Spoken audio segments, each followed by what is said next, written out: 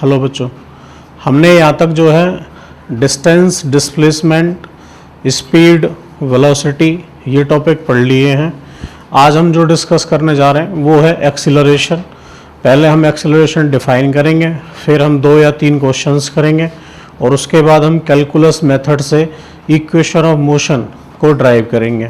ठीक है, तो पहला टॉपिक है एक्सीलरेशन। एक्सीलरेशन क्या है, इसको हम डिफाइन करते हैं rate of change of velocity, इसे हम कहेंगे एक्सीलरेशन। अब वेलोसिटी किस तरीके से चेंज होगी, मान लो कोई ऑब्जेक्ट है और उसकी इनिशियल वेलोसिटी हमने ले ली v1।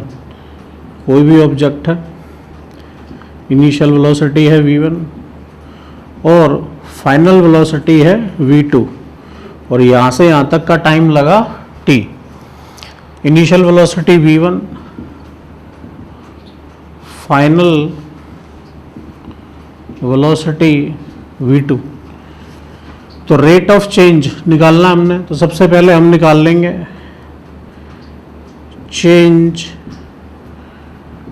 इन वेलोसिटी क्या है। तो चेंज इन वेलोसिटी होगा फाइनल माइनस इनिशियल और फिर हमें निकालना है रेट ऑफ चेंज। तो जितना चेंज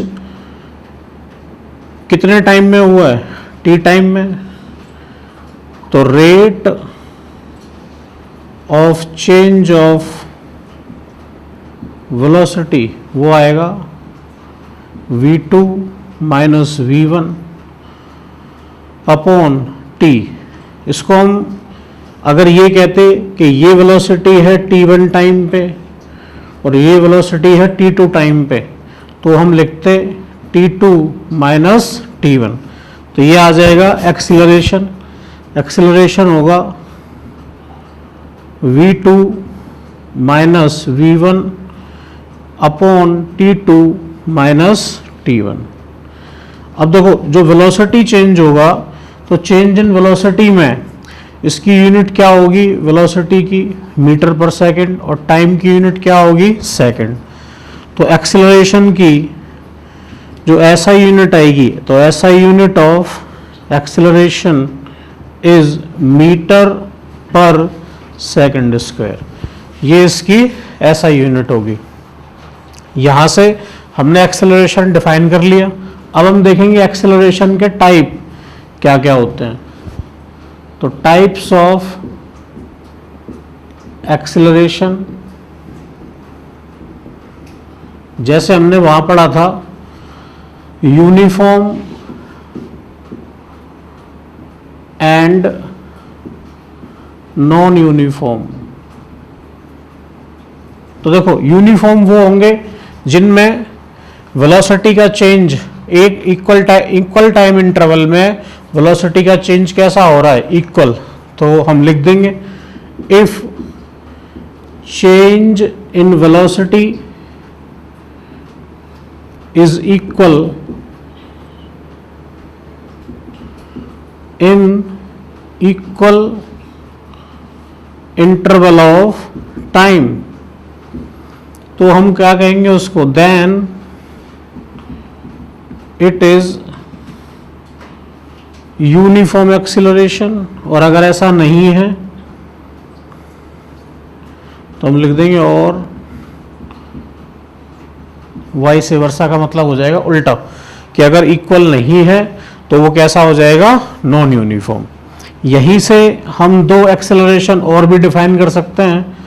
एक होगा एवरेज एक्सीलरेशन। तो एवरेज में क्या होगा, एवरेज एक्सीलरेशन आएगा total change in velocity upon total time, या कह सकते हैं net change in velocity upon total time, उसे हम कहेंगे एवरेज एक्सीलरेशन। और एक आएगा इंस्टेंटेनियस एक्सीलरेशन। ये भी हमने पहले जैसे इंस्टेंटेनियस वेलोसिटी डिफाइन की थी, उसी तरह से इंस्टेंटेनियस एक्सीलरेशन होगा dv upon dt। Small change in velocity in small interval of time, उसे हम कह देंगे इंस्टेंटेनियस एक्सीलरेशन। अच्छा, क्वेश्चन करते टाइम हम दो चीज़ें इस्तेमाल करते हैं, एक होगा एक्सीलरेशन और एक होगा रिटार्डेशन। या हमें ये गिवन होगा कि एक एक्सीलरेशन है और एक नेगेटिव एक्सीलरेशन है, तो इसका मतलब ये अगर हम पॉजिटिव या नेगेटिव के बेस पे देखें तो ये दो तरह का हो सकता है। अगर वेलोसिटी इंक्रीज कर रही है टाइम के साथ, then there will be acceleration, and if velocity is decreasing with time then we will say acceleration is negative और रिटार्डेशन।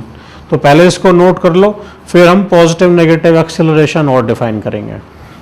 नेक्स्ट है पॉजिटिव एक्सीलरेशन। पॉजिटिव एक्सीलरेशन क्या होगा? जब वेलोसिटी टाइम के साथ इंक्रीज होगी, इफ वेलोसिटी इंक्रीजेस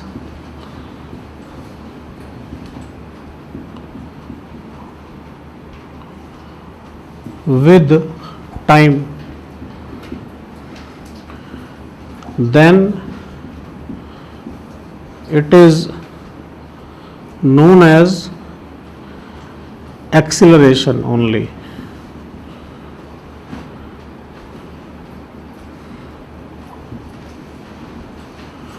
और अगर नेगेटिव एक्सीलरेशन की बात करें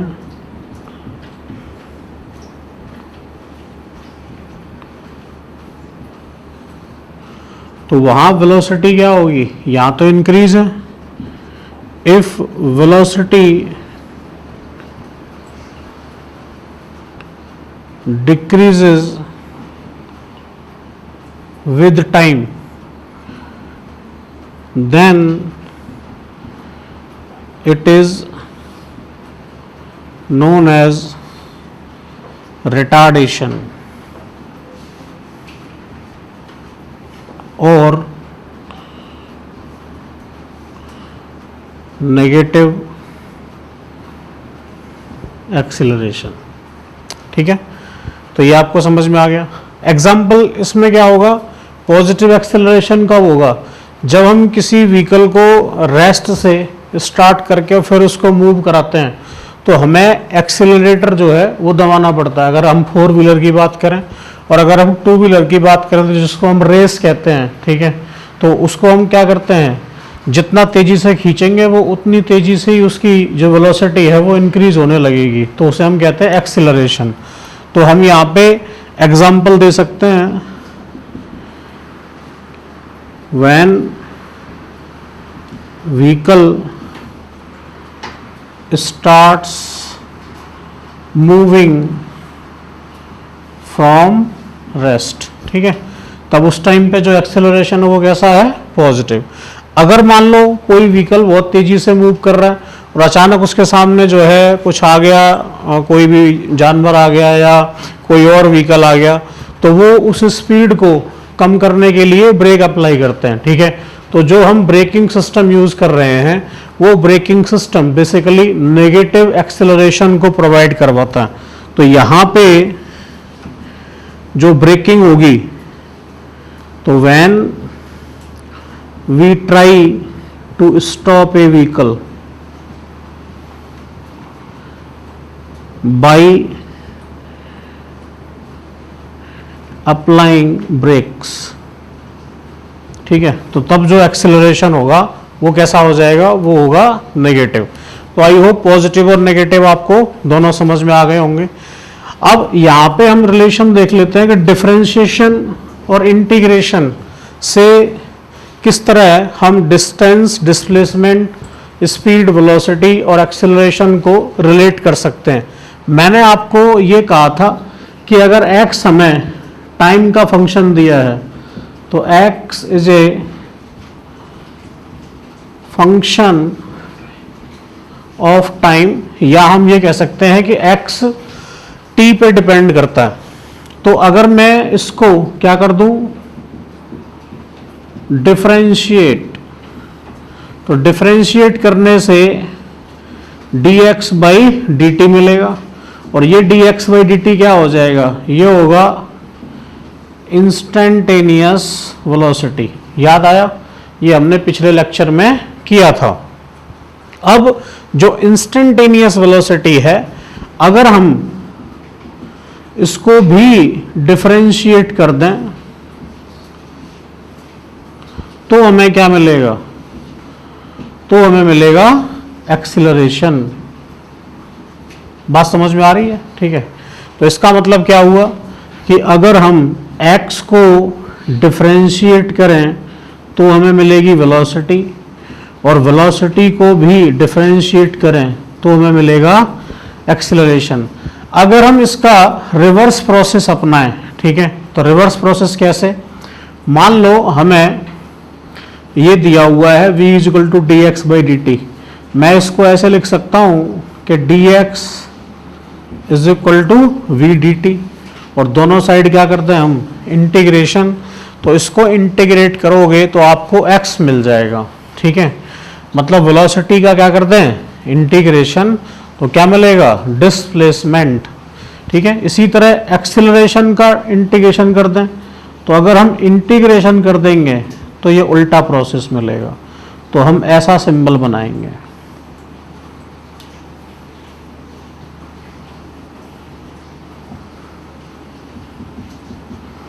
आई होप आपको समझ में आ गया होगा कि अगर हमें x गिवन है और वेलोसिटी चाहिए तो क्या करना पड़ेगा, डिफरेंशिएशन। अगर हमें वेलोसिटी गिवन है, क्या चाहिए, एक्सेलरेशन, तो क्या करना पड़ेगा, डिफरेंशिएशन। अगर हमें एक्सेलरेशन गिवन है, वेलोसिटी चाहिए, तो क्या कर देंगे, इंटीग्रेशन। और अगर वेलोसिटी गिवन है, डिस्प्लेसमेंट चाहिए, क्या कर देंगे, इंटीग्रेशन। तो आई होप ये बात आपको समझ में आ गई होगी। तो यहाँ से हमने ये देख लिया कि जो वेलोसिटी होगी वो क्या होगी, dx/dt, और जो एक्सेलरेशन होगा वो क्या होगा, वो होगा dv/dt। एक चीज और सुन लो, ये एक्सेलरेशन dv/dt हम तभी लिखेंगे जब वेलोसिटी टाइम का फंक्शन है। टाइम का फंक्शन का मतलब है कि वेलोसिटी मान लो हमें 3t² + 4t + 7 कुछ ऐसा दिया हुआ है, इसे कहते हैं कि ये किसका फंक्शन है, टाइम फंक्शन। ठीक है, अगर ये v x के टर्म्स में दिया होता तो हम क्या करते, वो हम नेक्स्ट टॉपिक में देखेंगे, पहले यहां तक नोट कर लीजिए आप। ठीक है, हमने ये देख लिया कि जो एक्सेलरेशन है वो क्या होगा, वो होगा dv/dt। ये कब होगा, when velocity is time function।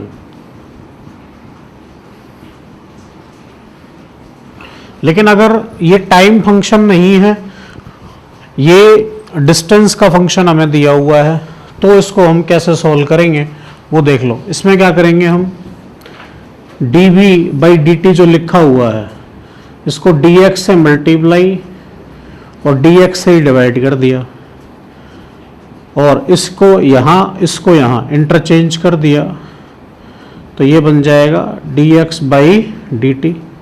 और जो dx/dt होता है वो हम जानते हैं क्या होता है, ये हो गया वेलोसिटी, तो ये बन गया v dv/dx। तो ये कब होगा, when velocity is distance function।